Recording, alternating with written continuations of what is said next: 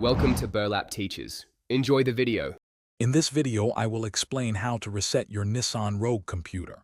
First, ensure your vehicle is parked safely on a level surface and the engine is completely off. Next, gather your tools. You will need a 10mm wrench, and it is always wise to wear safety glasses. Finally, locate your car's battery, which is usually found under the hood. This preparation ensures a smooth and safe process. Now, let's disconnect the battery.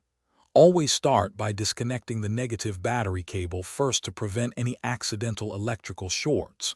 Use your 10mm wrench to loosen the nut on the negative terminal, then carefully remove the cable and secure it away from the battery. Next, repeat this exact process for the positive battery cable, ensuring both are completely isolated.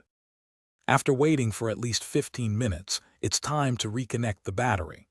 Always reattach the positive battery cable first, followed by the negative cable.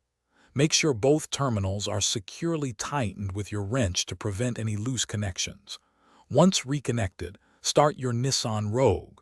The computer should now be reset, and any minor glitches might be resolved. After the reset, you might notice that some settings, like your radio presets or clock, need to be reconfigured. This is normal. If your original issue persists after the reset, it's best to consult a certified Nissan service technician for a professional diagnosis. Remember to check the description below for a link to these fantastic meal prep containers, plus other great deals we've found for you. Always prioritize safety when working on your vehicle. Thanks for watching. Consider subscribing if this video helped you.